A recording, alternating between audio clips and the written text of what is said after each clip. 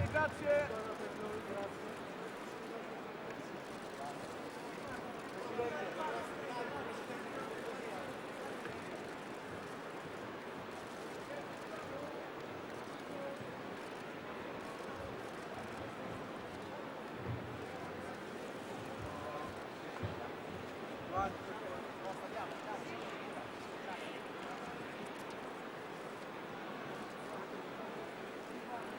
Grazie signori. Presidente, grazie. Presidente, che fa. Presidente, che fa.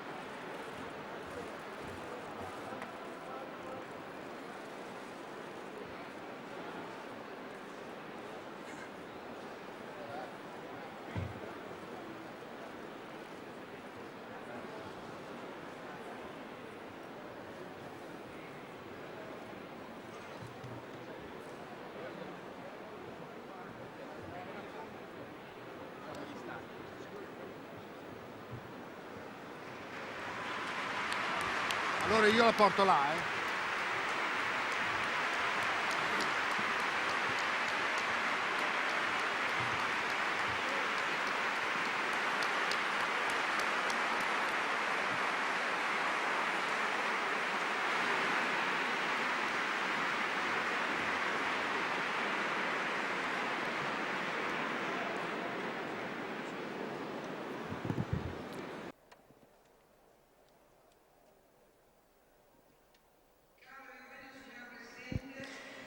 Dear Mr. President, dear friends, again this year, the President of the Republic, Giorgio Napolitano, shared the spirit of the meeting in sending us a message.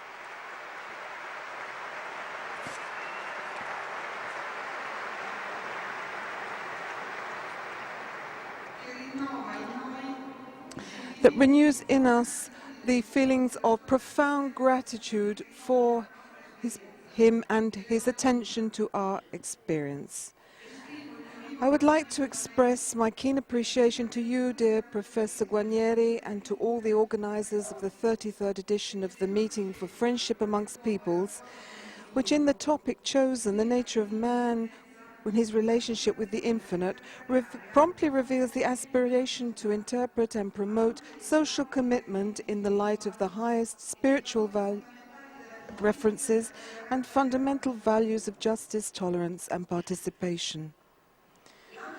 The broad spectrum of topics on the agenda reflects the incisive awareness of the shared responsibility in line with those principles of equity and solidarity, essential to safeguard the general interest of a collectivity and to relaunch sustainable and long-lasting growth. The testimony and experiences which will be presented justly emphasize the need to trust the spirit of initiative, the skills and the commitment of young people. They are a heritage of resources and energy essential to keep alive the ability to plan and to innovate, which has accompanied Italy's strongest economic, cultural and social development. In this spirit, I offer you, dear Professor Guarnieri, Prime Minister Monti, and to the illustrious speakers and participants, my warm and heartfelt greetings, together with my very best wishes for the success of your meeting. Giorgio Napolitano.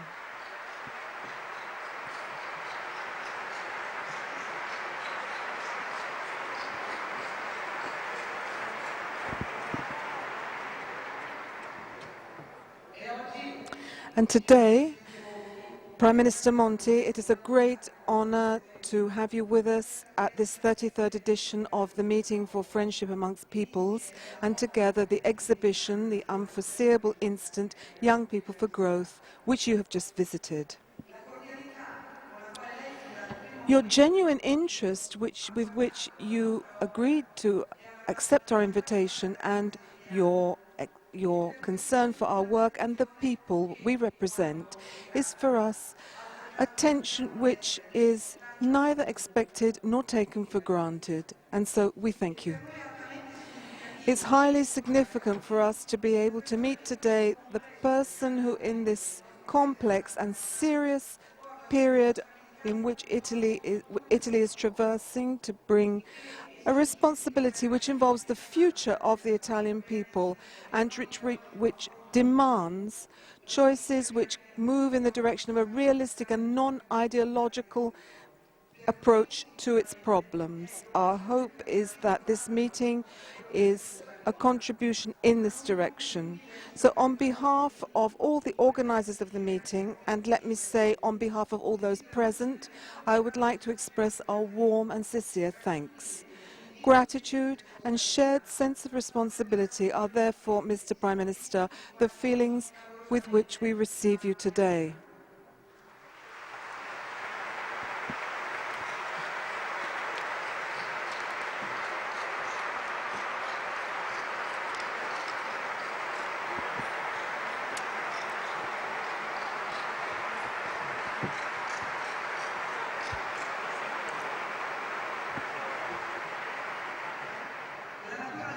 The nature of man is his relationship with the infinite is the title of today's meeting, which is construed to emphasize not a general recall of man, but something that is larger than man, something that affirms that man in his nature, in his ontology, and in his affections and his freedom is defined by this relationship. Don Giussani, in the religious sense, claims, almost as a paradox, that only two types of men save the stature of the human being, the anarchist and the truly religious person. The anarchist is a statement of self to the infinite, and the authentically religious man is the acceptance of the infinite as meaning for self. A few lines later, Don Giussani shows the ambiguity of the anarchic temptation, so fascinating that man is led to forget that he exists and then dies, and he concludes saying that man can only truly accept himself when he accepts reality. There is a factor in the experience of each one of us which reveals the nature of man. It is the infinite stature of his yearnings. When man is truly in love, he desires a love that is forever. When he searches for happiness, he is not satisfied with any object without meeting this goal. When he's searching for truth in things, it is not just knowledge, it is knowledge something that goes beyond. Witness the search for the boson. Whatever is discovered is always less that we have yet to discover. When man works and does business, he continues to risk well beyond the immediate and personal interest. This yearning in man is so essential that if a person, for skepticism or fear, stops accepting this nature and stops obeying his nature, everything comes to a halt. Returns destroy the economy. The search for a quiet life prevents any long-lasting affection. The presumption of having totally reached truth paralyzes research. The inability to accept a check on reality generates the violence of ideology. The meeting is based on the hope that all this will emerge not only as a theoretical debate, but as a testimony and as reflection and debate, and as our President Napolitano emphasized, as a testimony full of reasons on life and on concrete questions that man must tackle. On the one hand, a position which recognizes man's nature as a relationship with the infinite generates a different mankind, no longer worried by his hegemony, by success, or by power, but more aimed at a human diversity, as Julio Carrión emphasized in a letter to Republica newspaper this year. And it is right that we should expect such testimony from believers, from men who recognize their existence, their ultimate existence, in something that goes beyond them. Because if it is true that all of us are called to carry out right actions, it's also true, as Eliot recalls in Murder in the Cathedral, that you can do the right deed for the wrong reason, i.e. for one's own power and one's own ambition, because, as Eliot adds, for those who serve the greater cause may make the cause serve them, still doing right.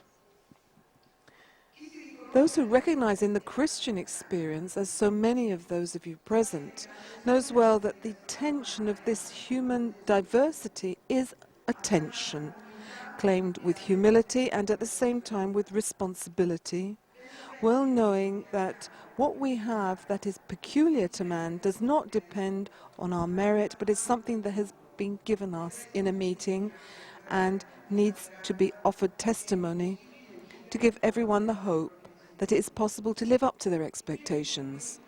In times like the present, in which the desire for the infinite risks being turned into a sterile search for false infinites, which for a moment can satisfy man, as Benedict XVI said in his message to this edition of the meeting, in these times, pointing to the concrete horizon is a responsibility to which we do not wish to withdraw ourselves. From this responsibility we are aware of in ourselves gives rise to a gesture like this meeting, and in particular the exhibition The Unexpected Instant, curated by Professor Giorgio Vittadini, president of the Foundation for Sussidiarietà, with a group of students and university lecturers. The meeting, like other gestures, the outcome of work, skills, and voluntary work on the part of so many people, are the contribution we offer for the construction of civilization.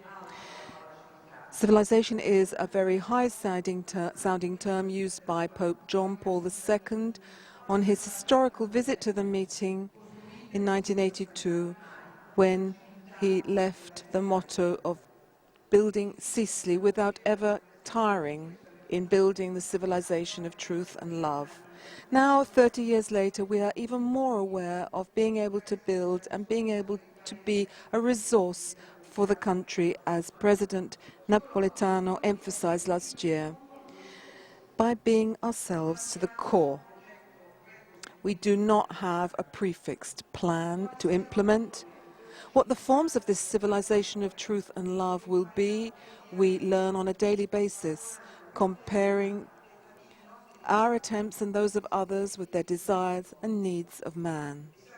And we know that is this free comparison and a realistic comparison the essential point for an authentic responsibility, which is also social and political. Mr. Prime Minister, we cannot on this occasion but emphasize how true it is that men get together to implement their desires and meet their needs, but it cannot be taken for granted there also exist political, economic and legal conditions that favor true liberty in their attempts. True politics, said John Giussano in 1987 at Asago, is to defend a novelty of today's life, favoring a state that is truly a lay state. And in this setting of the lay state, we sincerely feel that we are all together in the search for those social conditions which offer each one of us the possibility to live their lives to the full. Keen on sharing the task of building, aware that the only contribution that we can bring is the passion for truth and good, together with that burning enthusiasm for life, which the humanity of Don Giussani introduced into our existence. Today, Mr. Prime Minister, faced with the insecurity and dramatic conditions in which we are called to live, there is just one reason which gives us the courage to offer testimony with humble certainty of the content of our experience, and that reason is what we live, including this meeting, gives us the courage to offer testimony of our experience with humble certainty. And we cannot but see that in our desire and search for what changes man's heart may also change history.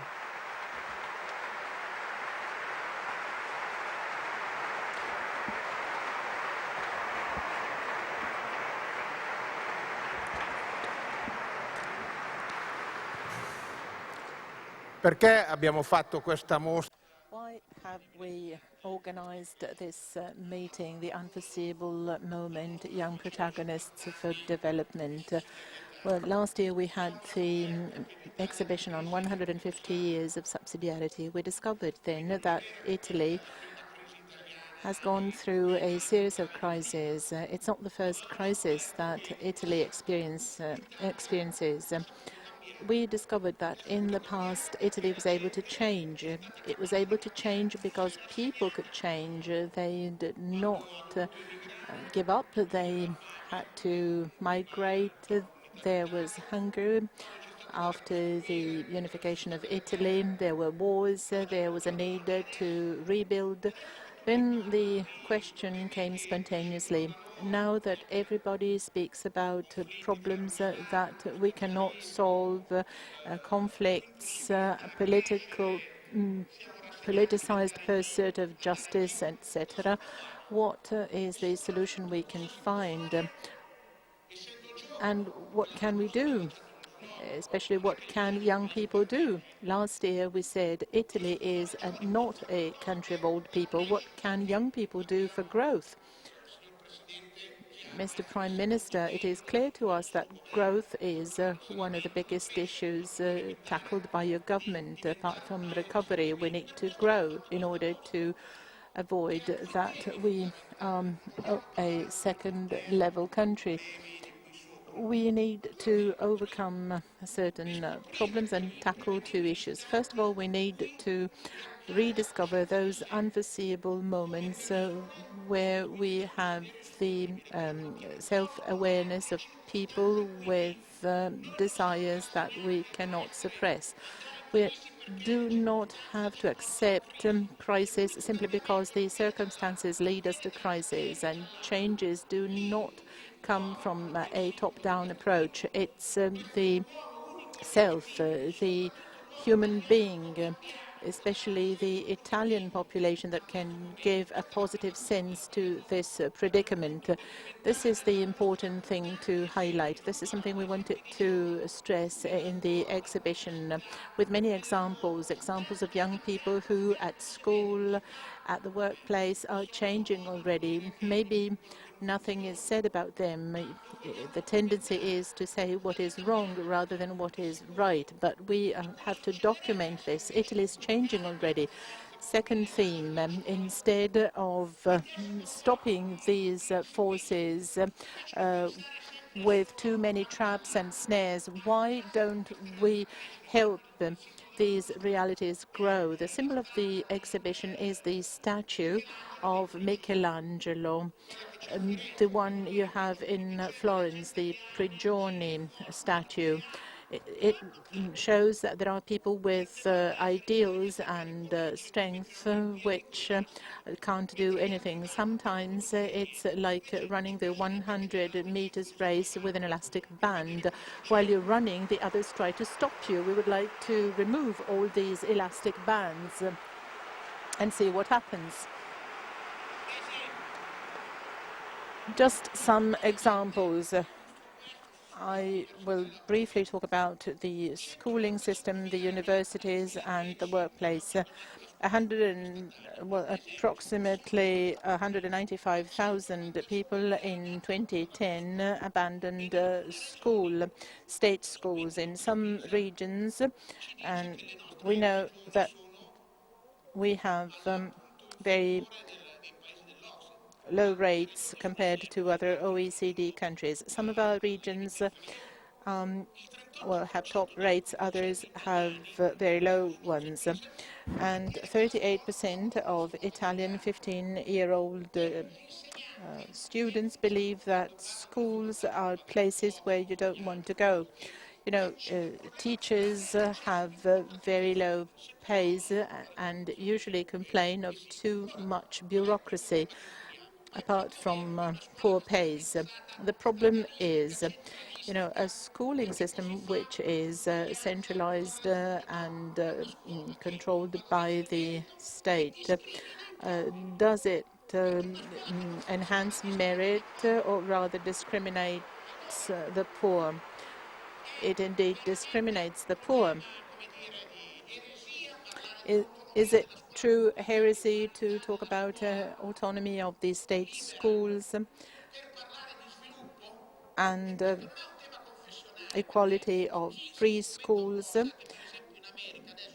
You may know that in the US, for example, charter schools are very popular. They are managed by the parents of the students in order to overcome the problem of or the gap between private schools and state schools. They have introduced the charter schools in order to help poor people and give importance to merit. Shouldn't we give importance to those that build from scratch in order to develop a completely new system? The dogma, the current dogma is one which is killing us. The fact of having too many traps and snares is killing us. Even in the worst conditions, you can change, though.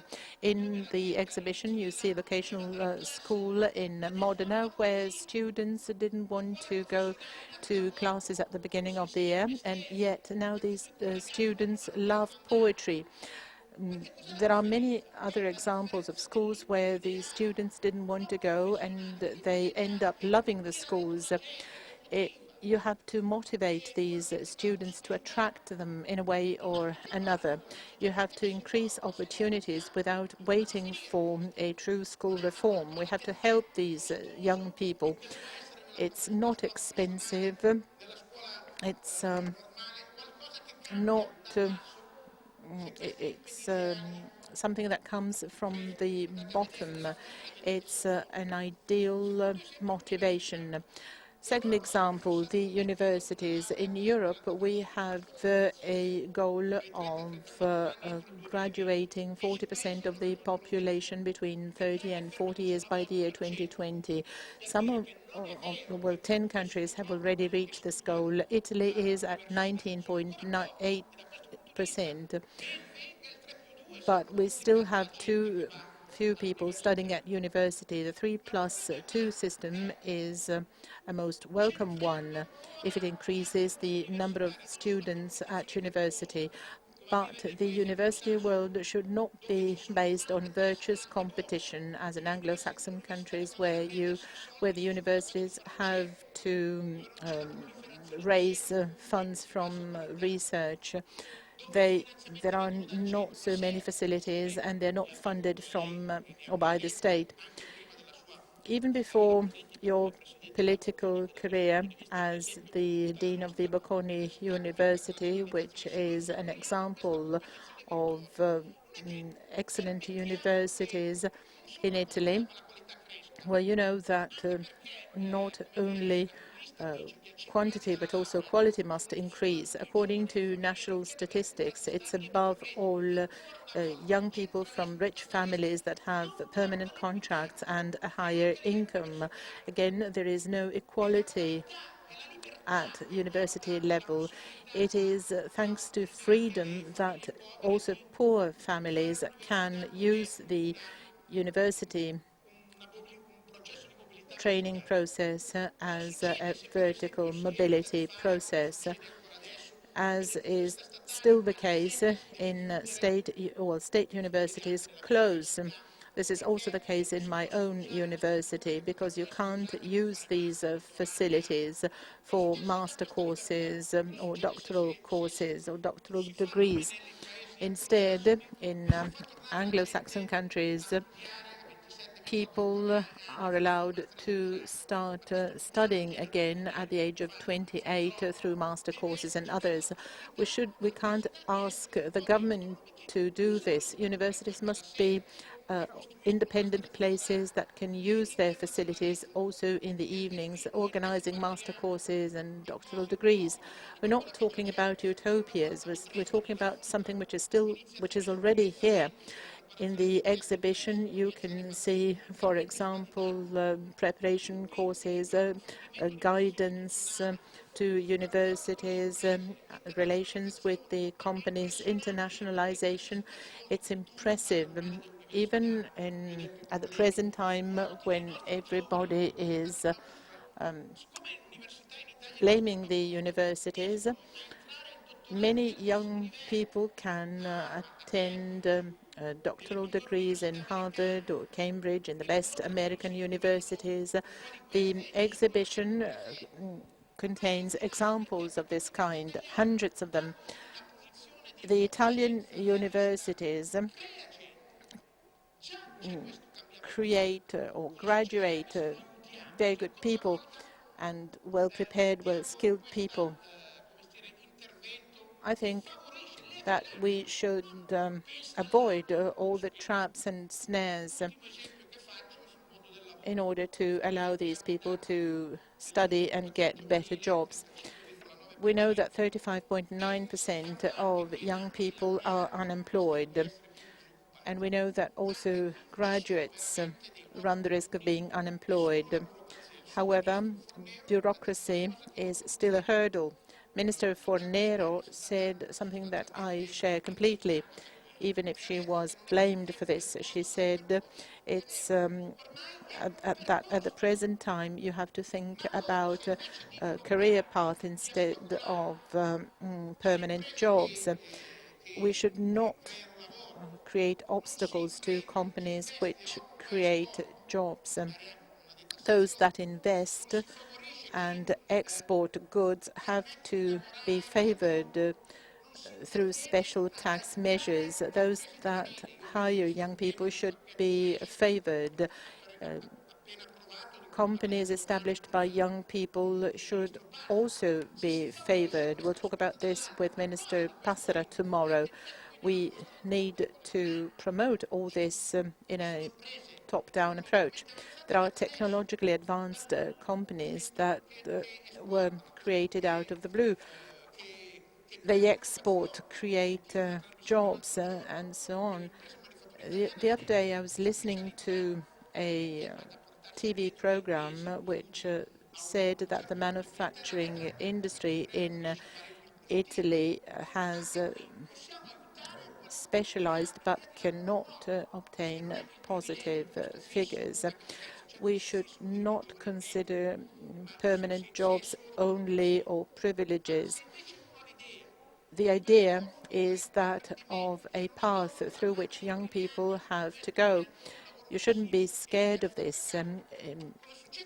Initially, jobs may be flexible, not insecure, but flexible. We need to help young people and employers at the same time in order to create new jobs. These are issues that we have tackled through our exhibition, and this is what you're doing with your government. You're trying to remove all the hurdles that have stopped Italy from growing throughout the years. To conclude, we're firmly convinced, as Father Giussani taught us some years ago, that the periods of crisis are periods where people are most important. In our exhibition, we have used two major authors, Pirandello. He speaks about Ciaula. He is almost like a beast, working in a sulfur company, but one day he raises his head and sees the moon. He knew what it was, but realizes that it's there. He says, there it is, there it is. There was the moon, and started crying without knowing it, without wanting to, for the big comfort, the heartwarming sweetness he felt because he had discovered the moon just there when she was rising in the sky. The moon, which was oblivious of him, who no longer felt fear for her, whose tiredness had faded away in that night, now full of amazement. Sometimes you simply have to see the moon and no longer feel like a slave. This is the same that our grandfathers did when they migrated to help us study. We have to get hold of our pleasure for life. Another example is Guarnieri, when Don Camillo, a bit disappointed, asks the Lord, what shall we do? There's a crisis. There was a crisis in those times as well. What can we do? This was the question. And Christ said, you have to do what the farmer does when a river sweeps over the levees and spills into the fields. You have to save the seed. If the farmer has saved his seed, he'll be able to spread it on the ground, made even more fertile by the silt of the river, and the seeds will bear fruit, and the swollen and golden grains will bear bread, life, and hope for mankind. We have to save the seed of mankind, which is supported by ideals and faith. Similarly to us, we have to support this. We have to give hope to those who think there's nothing more to do. Especially in this period of crisis, we have to follow the testimony which is told by this exhibition. Employers, workers, journalists, teachers, students, social workers, fathers and mothers who do not give up. They try to do something and can be the beginning of a new era for Italy, full of hope, cooperation, failure to complain. We have to go along this path. We need to embark on this journey. We're fully convinced that you can serve as a model to us, Mr. Prime Minister. Thank you.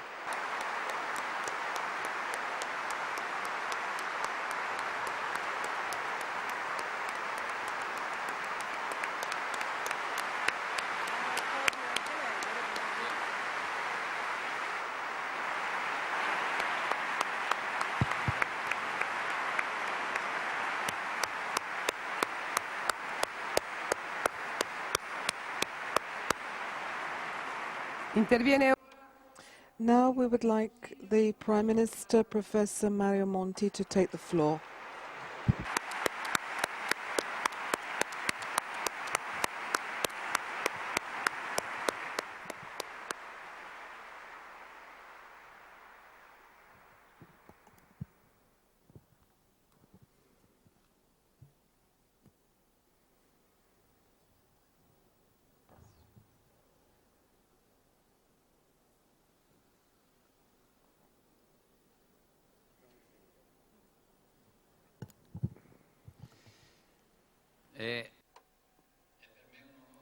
It's an honor and a joy for me to take part in the meeting on its inaugural day. In particular, it is an honor to have the same role in your program as President Napolitano had last year, and together with you, I would like to thank for his greetings.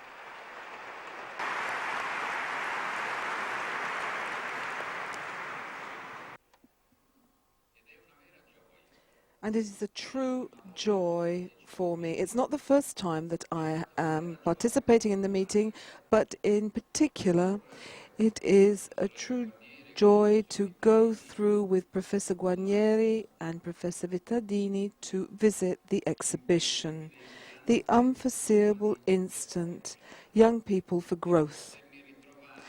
To be able to be here with you, among you, you who are part of the title of this exhibition and the book that explains the exhibition, those of you who are young people for growth, and to be able to meet with you in a truly unforeseeable instant of my life, the instant which has for not much longer than an instant brought me to be responsible and in charge of a government that's called to tackle a difficult task in not one of the easiest moments in Italy's history. Rather than making you tremble at a difficult time, I think it would be worth using a moderate understatement and say, let's be courageous in this too.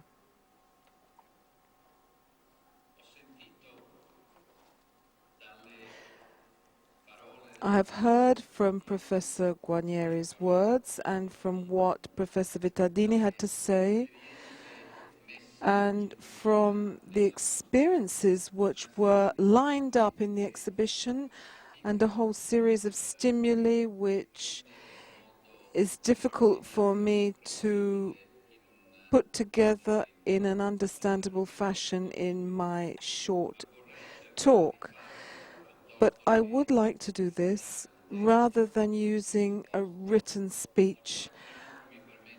And this will also give me the opportunity to make reference, for those of you who are interested in having more information, you can refer to the government website for details of what I'm about to say.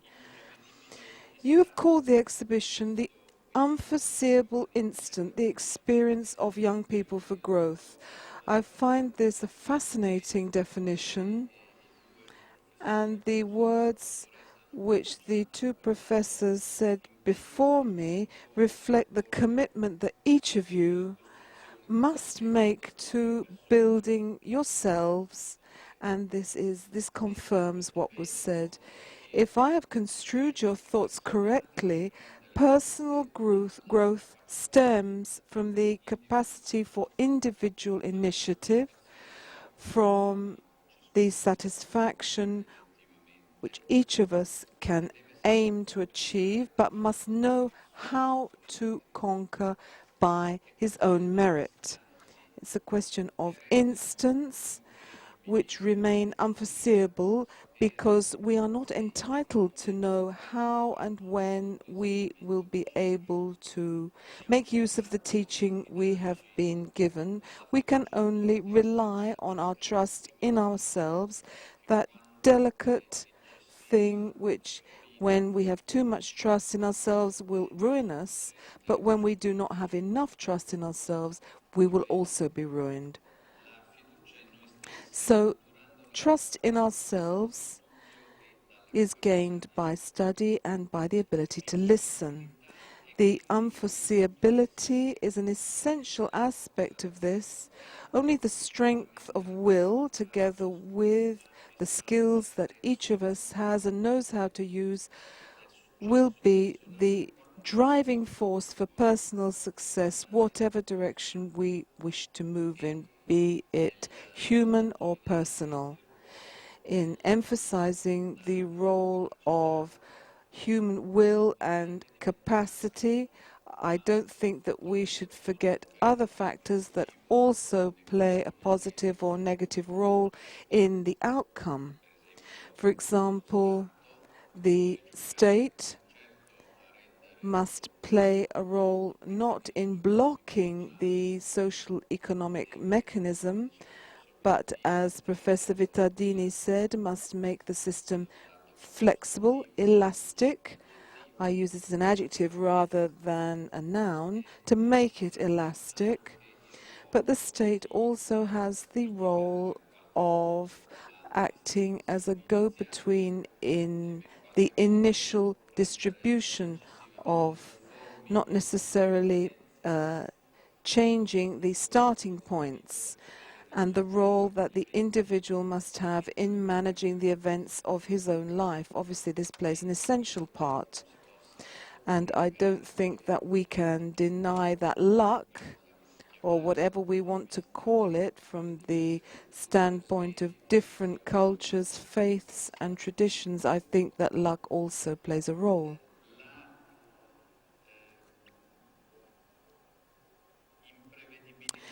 The unforeseeability of the instant prompts some reflection on this particular instant which Italy is experiencing, which has been a long, an apparently long instant, but is relatively short in terms of decades and centuries. I talk almost on a daily basis about the economic crisis. I am working against the Italian and European recession. But today, I would like to ask myself with you whether we are truly experiencing a crisis. 1 year ago, we thought less than we do today that we were experiencing a crisis. But I think that a year ago, there was more of a crisis, not because the signs of the crisis were more apparent, they weren't, but because in our way of individual and collective thinking, we hadn't made a quantum jump that led us all to reflect more deeply on the status of Italy, on what needs to be done, what is too difficult to do, and what has, to some extent, subsided is an apparent feeling of well-being and stability, which, in retrospect, clearly was not sustainable without more deep-rooted interventions. So the crisis, I can see from many points of view, we are leaving a phase of economic and social sufferance, and the crisis, this is more the situation preceding the moment in which we need to take concrete action to transform the country. I find it extraordinary what's happened in the past year. Also looking at certain aspects of the European and Italian system, which we least appreciate and look at with satisfaction or with optimism. This is not a time of popularity for political forces in Italy and elsewhere. But I see on a daily basis that miracles do happen, and in my small way I try to contribute to these miracles, and three political forces primarily, who in recent years devoted much attention, time and mental resources to fighting amongst themselves, which of course is part of the political battlefield. The competition which in politics and in other aspects of civic life must necessarily exist. But it was not easy to foresee that those same political forces would have made a quantum jump in terms of responsibility, and that it would be possible, I don't say easy, but possible, and I'm here to demonstrate the fact that these political forces could play a creative and active role, sometimes with somewhat suffering, but in any case responsibly taking decisions like those that had been put off for years or even decades. So this is a reason for hope. The crisis would have been to let things continue in that direction without any change of direction. And this has not been the case.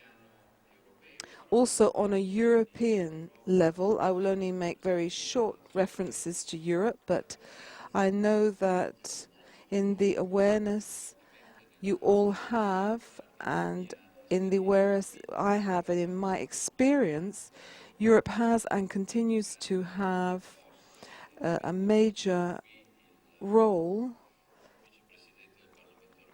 and the Vice President of the European Parliament, Mario Mauro, agrees with many of my feelings towards Europe.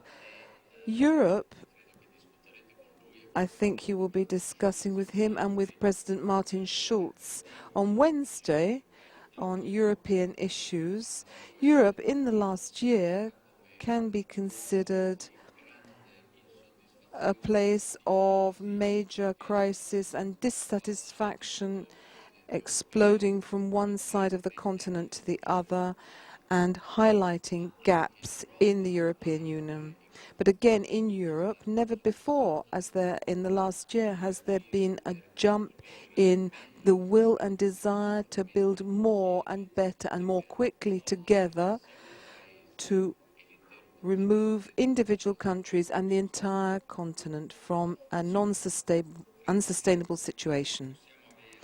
I think that on the level of systems in Italy and in Europe, I think we can trust in the pathway illustrated in the exhibition, The Unforeseeable Instant, Young People for Growth. Those individual experiences, the 30-year-old who from Chiavari sets up a business run in part from Chiavari and in part from Romania to act as an intermediary in the football market. I'm not saying whether the content is more or less noble than other businesses, but this denotes a spirit of initiative which is disarming if we think that the state must necessarily or intervene, or some higher force must be involved in launching this activity. I don't know who this person was, nor do I know the young people who work with him, but this happened in Chiavari, and this reflects many experiences which I came to learn about in Sun Valley, in the western United States, experiences of the Silicon Valley in California. This is possible there as it is in Chiavari. So we are at a stage where it is possible to have great hope. In a recent interview, I used the expression, which I don't know whether I should regret I used it, but I talked about the lost generation. I don't think I've been the only one to use this expression, but I did use it. I think that I was simply crudely stating a fact, and I think sometimes this crude statement of fact that is obvious to everyone, that the waste of an entire generation of people, that some young people are no longer young. Some of them are now over 40 years old, and they're paying the terrible consequences of the lack of farsightedness of those, and I have met in mind no government particular, but who in the past decades have not fulfilled their duty to commit to the young, and an entire generation is paying the price.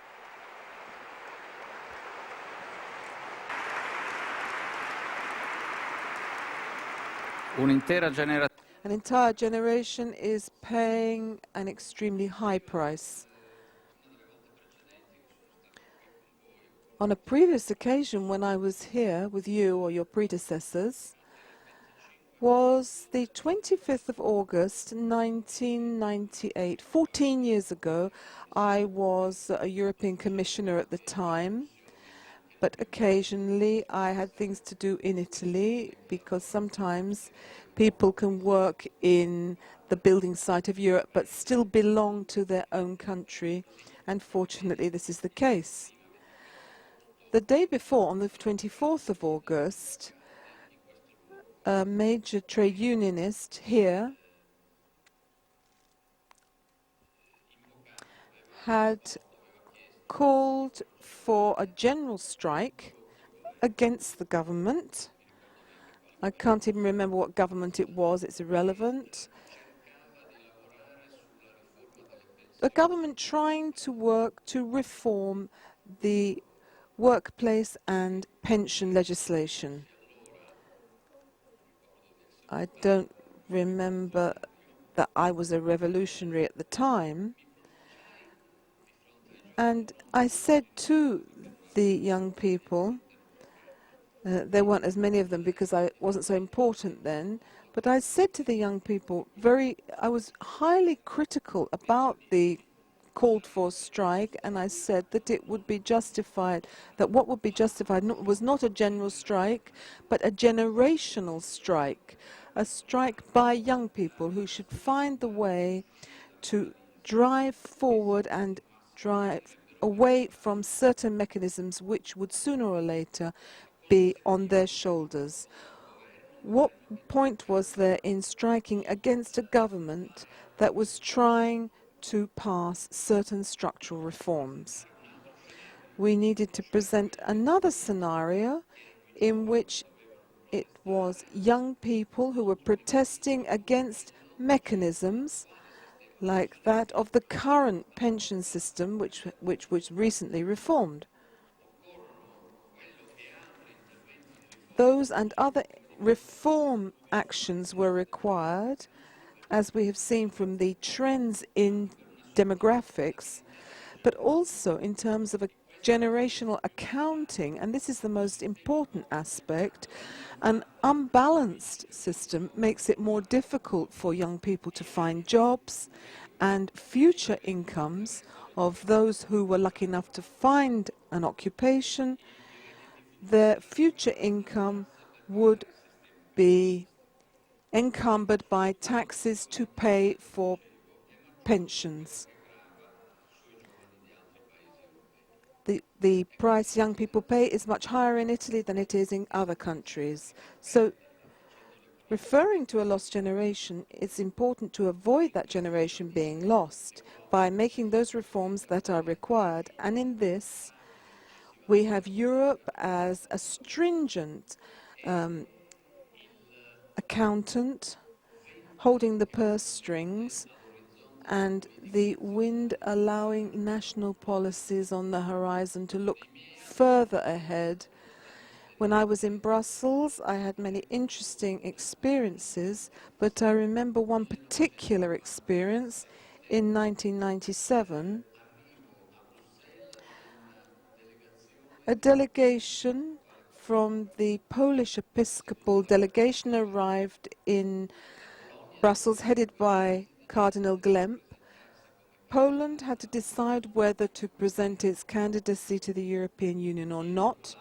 The Polish Church, especially in those years, played a politically and culturally decisive role.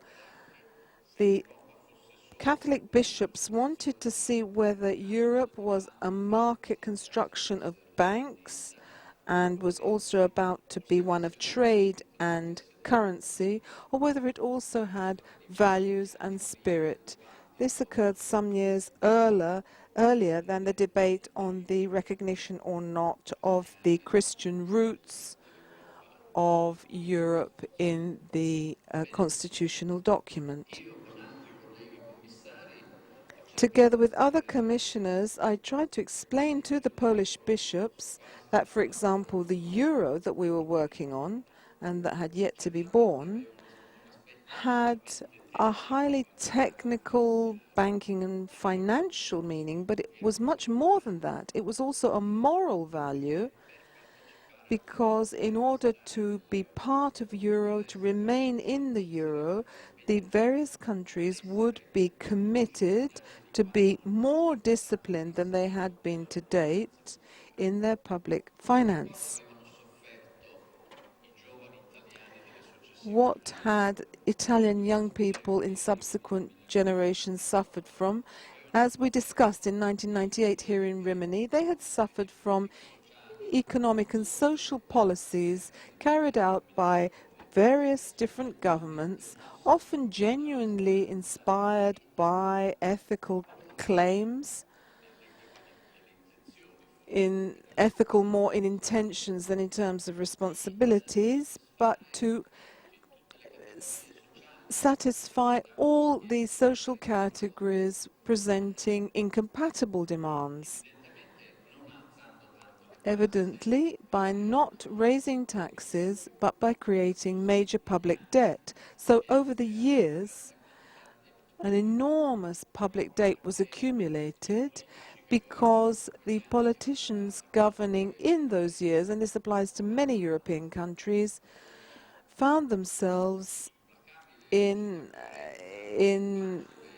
a situation where it was easier politically to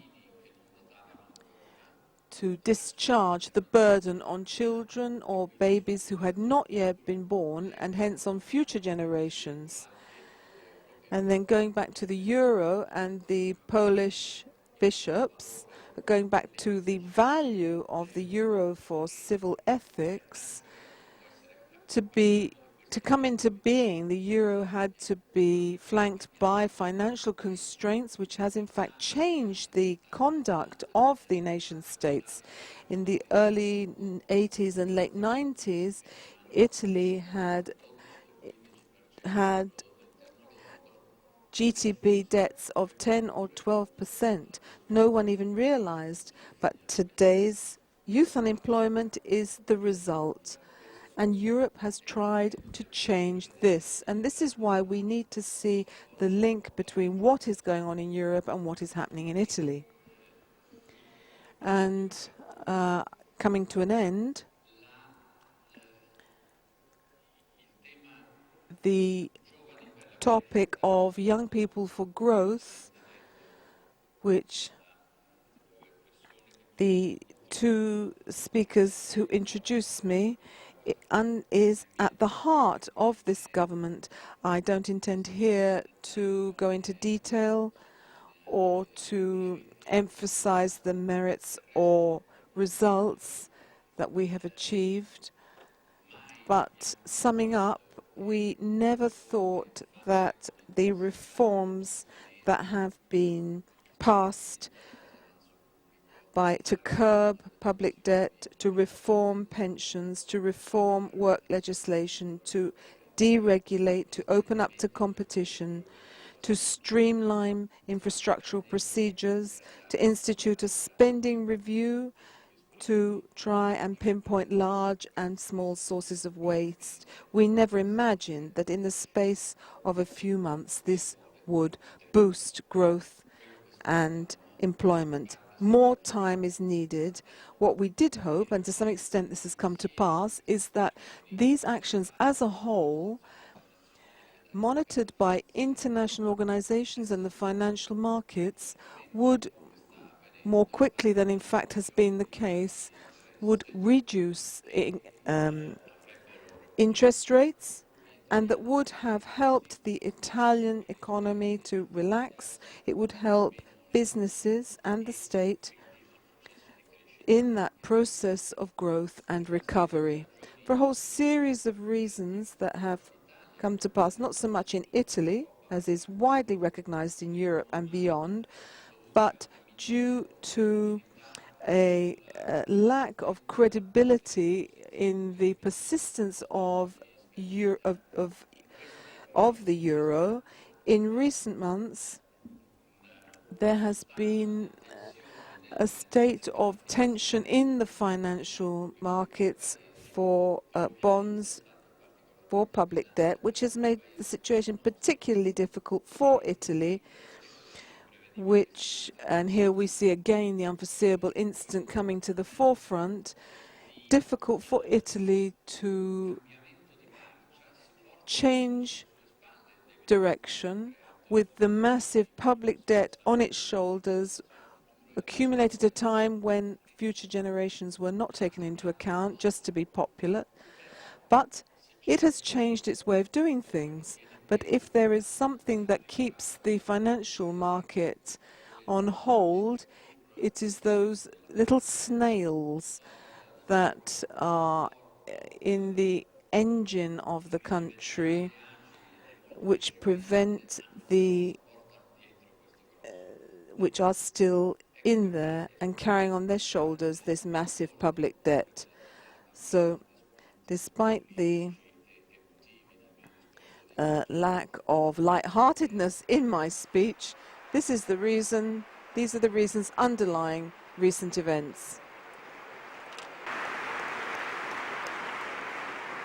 Ecco perché oggi And this is why, for Italy today, as it is for other countries, governing is not something that can be separated from co-government in Europe. And for many months now, we have been trying to, I hope we can say, having given more credibility and more credence to Italy's government that initially was difficult for us to exercise in a situation of serious financial crisis, which other countries saw with diffidence because they thought it could make the whole situation of the euro precipitate. But with more respect, more credibility and more clout, my government, my whole government, was, I think, concluded all the names that I put forward to President Napolitano to have a DNA in each minister, not just in those ministers dedicated to Europe. And hence, I hope that we can see the results in the coming months. We are building with others in the European home better conditions for the survival and well-being of Europe, and at the same time this should also aid Italy. All this to avoid, as you can see, the economy, ethics, psychology are all inextricably bound together. I referred to the euro and to Polish bishops. I believed in what I said to them, and I think I may have played a role in determining the application of Poland to join the European Union after that meeting. But the greatest tragedy for Europe and for Italy would be for the euro, construed as the pinnacle of the European construction. Milanese would say the Madonna on the pinnacle of the cathedral, the coronation of a dream of unity. And this would be a tragedy if this, for our own incapacity, for this to be something that would split and tear Europe apart, giving rise to prejudices of North against the South and South against the North, and so on. This is a serious risk. It is not something technical, but it is both technical and humanitarian in its aspects. They are intertwined. So today, I must say that this is a fascinating challenge, albeit complex, a challenge to help Italy with government actions and with the indispensable help of a parliament which is soon to be renewed and which is the product of years of fierce competition, to try altogether to find a path, a dignified path to gain credence and credibility in the world, to make some temporary sacrifices, including serious sacrifices, but let's hope that we will have the certainty that this serious state of transition and sacrifice will reopen for Italy a situation in which the strong underlying forces in Italian society, the family, the industrial districts, a private sector keen on saving, families which have little debt and hence can buy government bonds to help the government's debt, a system of small and medium-sized burgeoning businesses. An Italian situation looking at reality with some measured trust, if not pride. Italy is able to exercise in the world its soft power, not the hard power exercised by military forces as we think of traditionally, but soft power modern activities which put a lever on the traditional features of the Italian people. Those, for example, of having such an extensive and appreciated role in peacekeeping and peacemaking worldwide, but also soft power to have a certain creativity which derives from centuries of living alongside a country, a culture and beauty unequaled in the world. Soft power also to be able to speak if we leave the self-referential area of our parochial interests, to go beyond into the world at large, to be listened to by the third world, by the emerging countries, by the BRICS and the New World, and to be listened to without that slightly or not even so slightly diffident position which they often have to the large countries that exercise hard power in the world. China is more interested in its legal system to govern the Chinese society that it has been setting up over the past few years. It is more interested in how to do this than in aspiring to models like the European Union, which are often Italian rather than American. So Italy has a whole series of characteristics which are positive and which can make a major contribution to a Europe better able to enter into dialogue with the world at large, and all these positive features will be thrown to the wind if we cannot find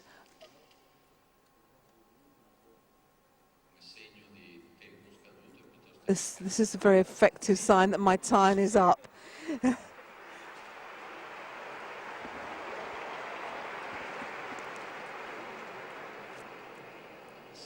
If we cannot find a minimum of mutual trust in our social life, and just one topical reference, an exceptional commitment and sometimes unpleasant commitment to tax evasion is part of recovering the trust of Italian citizens in the state.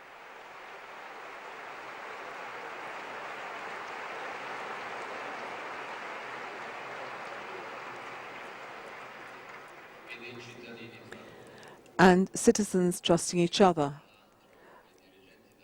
I would like to say to the executives at RAI Italian Television, because I think that last month we took concrete action while we respect politics for its institutional roles. I think that we did something extremely important to ask politics to stand aside away from those roles invasively occupied in the past.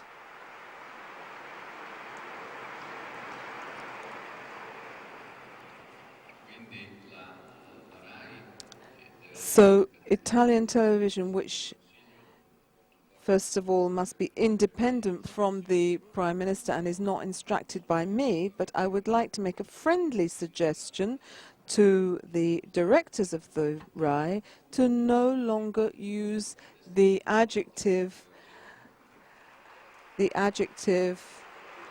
clever tots when we are talking about tax evasion.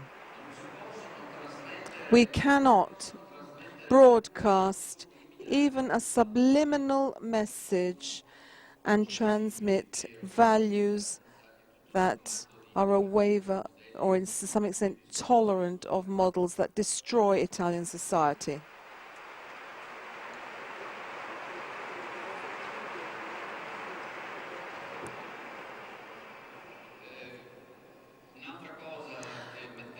Another thing that I would like to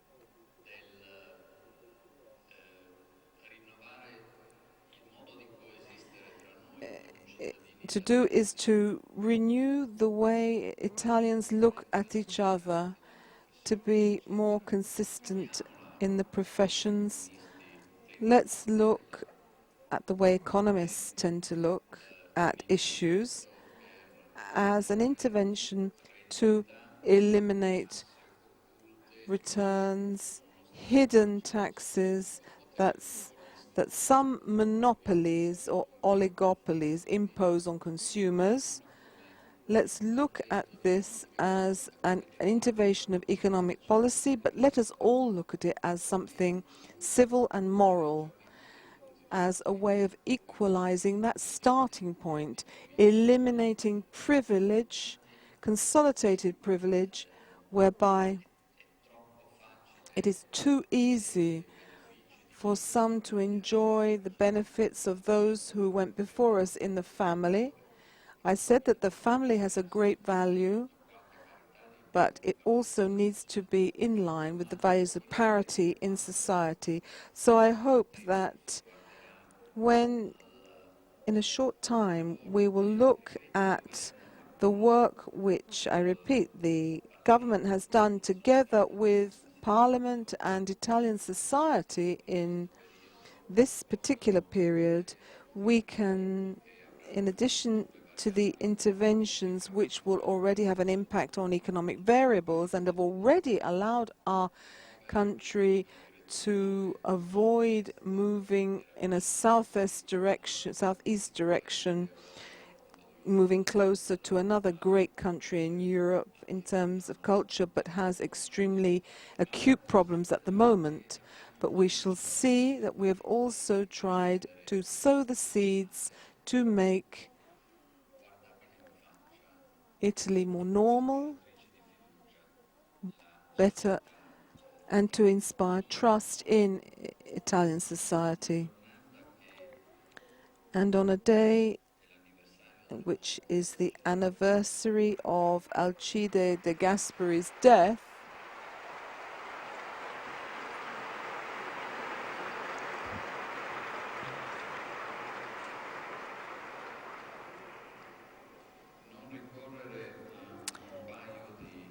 I'm obliged to mention this personality who is being rediscovered, and we welcome this rediscovery. A citation from a speech to the Senate on the 15th of November 1950, entitled An Ideal for Young People, and so I thought it was relevant today. Now, Alcide de Gasperi says, I think that the European Federation is one whose possibilities of practical realization are closer. That's 1950, 7 years before the Treaty of Rome, which gave birth to the European Community. But 6 months after the declaration of Schuman proposing that France and Germany pooled the industries that gave rise to the Second World War. A digression is sometimes, I think, of the evolution of democracy, which for many European decisions, often European democracies resort to a referendum. What would have been the outcome of a referendum in France and Germany to the Schuman Declaration 5 years after the end of the Second World War, asking them to pool their resources?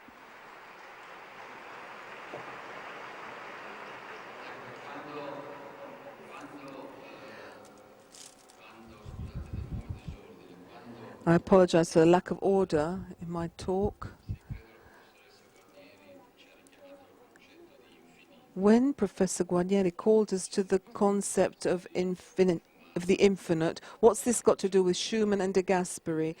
It is relevant because I see that the nature of man is his relationship with the infinite. The infinite is something that is beyond each of us. It is an impalpable entity which we nonetheless need to measure ourselves against. And when I heard Professor Guarnieri talking, I think that we can say that political decisions in general are often and often carry negative consequences due to the total lack of the infinite, even just in the sense of time and space.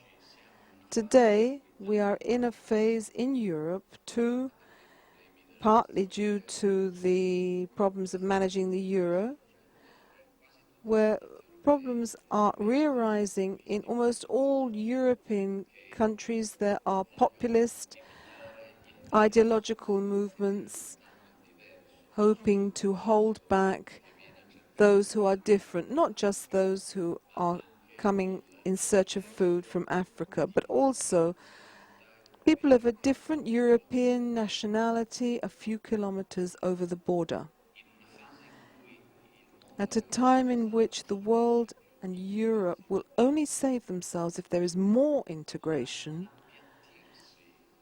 the flattening of the horizons of political decisions, denying the infinite and denying time and space, meaning looking only at the parochial situation and in the short term, is one of the great evils of our society. And this is a major problem for democracy. How to reconcile the fact that the problems of the world today, from climate change to economic growth to the financial crisis, all demand long-term policies coordinated at international, even global level, whereas the horizons of politics governed by the media are always in the very short term. As I said, the Schuman Declaration would never have been approved by a referendum in France and Germany. And on many different occasions in recent months, the phrase of De Gasperi has been repeated and should be a warning to all those who are responsible for decision-making in public life. Politicians look at the next elections. The statistician looks at the next generation.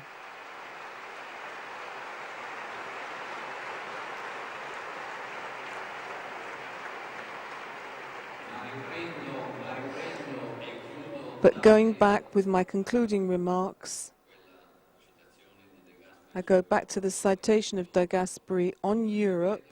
Now I think that the European Federation, 1950, is one whose possibilities of practical implementation are close to us. And if we want a myth, tell me, what myth shall we transmit to our young people in terms of relations between one state and another? The future of our Europe, the future of the world, security and peace, if not this effort to join in a union? Do you want the myth of dictatorship, of force, of the national flag, even if it's accompanied by heroism?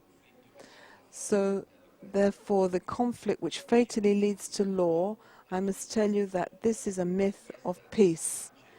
This is peace, and this is the road you must follow, said De Gasperi. So I would never advise our friends who represent us in international circles to be prudent in their initiative. He was a Christian Democrat politician, not recommending them to be prudent in their decisions, because these delusions only reflect on people who are well-tried, how things can go well and how things can go badly in history. And history is a spiral and things can be corrected. But this is not an experience of young people. Young people only see an ideal which we open their eyes to. And if we do not keep this flame flying high, not only will we will we quench that flame, but we will generate other flames of which we only see a spark, but which could end up in a fatal fire. Thank you very much.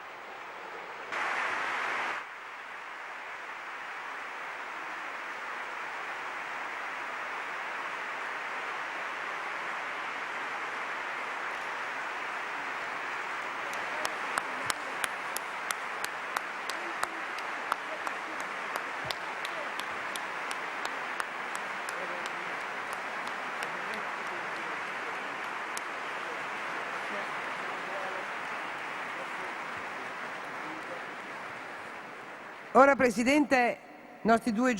Now, Mr.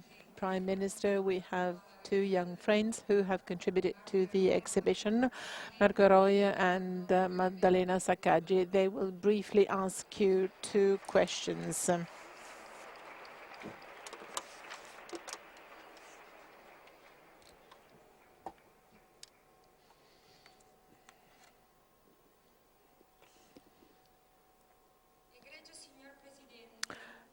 Dear Mr. Prime Minister, my name is Maddalena. I'm at the third year of law.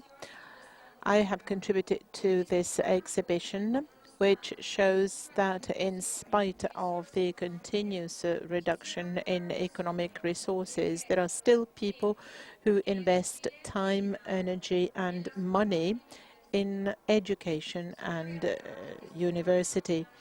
These are abnormal realities, if you like, going beyond the many difficulties of the system, as shown by thousands of young graduates who, wishing to become teachers, passed or tried to pass the preliminary tests for TFA. Our universities have passionate teachers and students who love research and study, but how long can they continue? Many young people, because of lack of resources, have to go abroad to continue their studies. There are still some unsolved questions which need an answer. First of all, the issue of resources, which is still a great uncertainty for the university plans in the medium term. Secondly, in schools, you need a new system of teacher recruitment, allowing the schools to select among the best teachers. Teachers should not be reduced to state officials, but must be passionate teachers on a self-employed basis. Thirdly, in our university system, which is characterized by a fatalistic trend towards centralization, we need to introduce germs of freedom and differentiation as soon as possible. In this intricate and delicate sector, which is strategic for the future of our country, how can this government distinguish itself concerning the issues of education, schools and universities?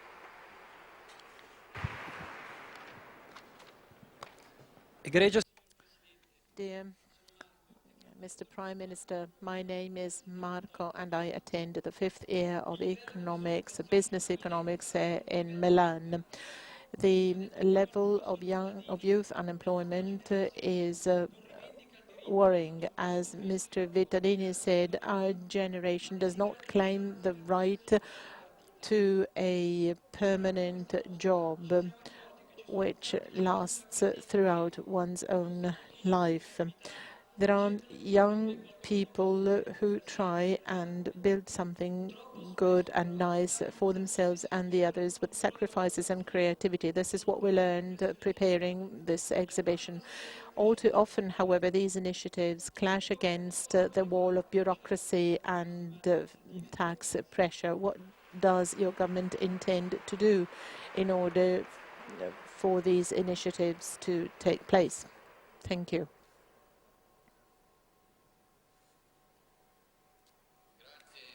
Thank you, Maddalena. Thank you, Marco, for asking these questions. They are indeed very tough questions, and they are also the pieces of the government plan. So you're actually getting ready to be part of the public decision-making process. And I appreciate this very much. Let me proceed in the right order. But first, let me make some general comments. You know, as we heard from, well, from Professor Guarnieri, from Professor Vittadini, and as I said in relation to the exhibition, let me reiterate the fact that our government has, the government that I am honored to lead, has given great attention to these issues, and you can find a full text that I prepared in the website of the government. Many ministers will come here to the meeting and illustrate proposals and plans. This will be true for Minister Passera. Minister Passera, as you know, is the Minister for Economic Development, Infrastructures and Transportation. Therefore, he has a really tough task. Sometimes actions for growth are too many to be visible. They branch off, so to say, and I'm really happy that he can be hosted at this meeting to give you an overall view about what the government is doing in this sector, especially thanks to the work of Minister Passera. I'll come to the answers to the questions in a minute, but growth is the result not so much of pumping public money into the economy. In the past, there was the illusion that this was true, where there was actually pumping of money, but not so much growth. To use an expression used by the International Monetary Fund and the European Commission, growth is the removal of structural obstacles to growth, meaning infrastructures which need 20 years to be built and decided upon, lack of competition and many other factors, and also means financial resources which are at times indispensable. In spite of this, there are political means to foster growth, to make markets more efficient and make also the tax system more growth-oriented. You will have Minister Passera here and also Minister Fornero and also Minister Ornaghi. Clini, well, it's good that you invited me too.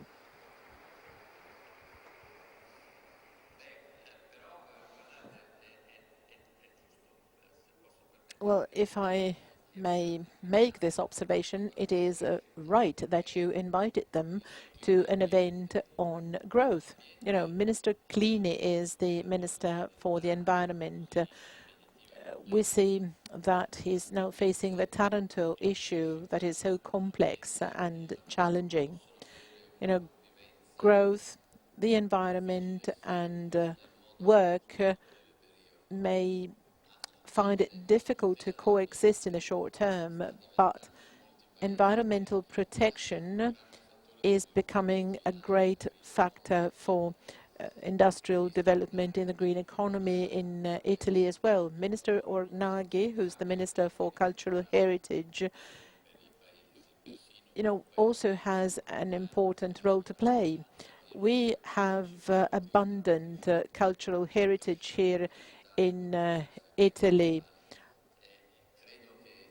I think that a clever use of the cultural heritage can contribute to growth, to the growth of Italy to a large extent.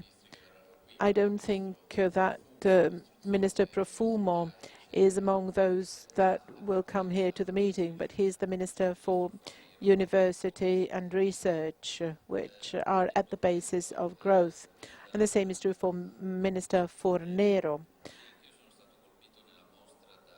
Maddalena, I was also impressed by young people in the exhibition, especially the university students explaining the mysteries of the enrollment tests. The university where I was a student, then teacher and rector, was the first one to introduce the entrance tests. There are many problems related to them. In the Abbey of Europe, I saw students explaining the tests to other candidates. You are about to graduate, Miss Maddalena. You highlighted the fact that many young people are forced to go abroad. I can't deny this, but as a representative from the university world, I must say that we should not concentrate on resources only. This is something that rectors and many people governing the universities do. Usually, resources are lacking, but it's not resources themselves which make universities better, as is the case in Europe, where each country must do its homework. There are many things that universities can do even without resources to improve their performance. There are some examples of this, for example, through recruitment competitions, which are more open to competition and less prone to certain influences. Very often, young students who go abroad to study do not come back, not because they cannot work in the Italian universities or have less pay than in American universities, but they don't want to go back to a climate of uncertainty where they don't know whether they will be part of the competition in the system or whether they will have to work for others. You know, Mr. Profumo is very sensitive to these issues. He was one of the best rectors of Italian universities. Finally, you're asking me, in this intricate, very complex sector, which is facing delicate issues, what is the government doing? This is what you're asking me. I briefly talked about this. We have to allocate more resources if possible, but more assessments are required on the teachers, on the schools. Lifelong education is also very important. When I asked Professor Profumo to become a minister, in our first conversation before he accepted, I told him, you know, I don't think that a minister for university is a good one only if he introduces a reform under his name. There are fields in which no new reforms are required to be effective. We simply need to make things work in a better way and implement the already existing reforms. Marco, who is attending the 5th year of business management and economics in the Cattolica University, has also raised other issues. The exhibition gives examples of young entrepreneurial people who try and build something for themselves and the others. There's a famous statement by John Kennedy in 1960 where he said, Americans, don't ask yourselves what the state can do for you, but what you can do for the state. It holds true in Italy at the moment. You should also ask yourselves what you can do for yourselves, and the exhibition is a very clear example in this respect. Then, of course, the state should not stop certain initiatives through the wall of bureaucracy, red tape, and too much tax pressures. Our government is working in very limited time and space horizons. We can't follow our free instincts, if you like. We need to be very careful about certain tax measures to avoid problems to the state. We have introduced a special type of limited liability company, which is accessible only to young people until the age of 35 or 38, I can't remember exactly, and also tax incentives for certain businesses established by young people. Above all, we concentrated on the workplace. We have increased apprenticeship contracts so that they can represent a sort of access door to the job market. The simplified limited liability company can be set up with just €1 capital.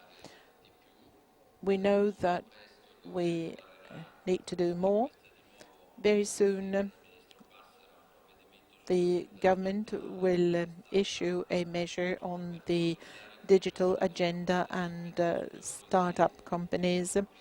This will be a project of Minister Passera and will help young people who intend to start a business in innovative sectors. We got out of the economic crisis in 1970 because of the willingness of young entrepreneurs who invested in the tertiary sector and fashion.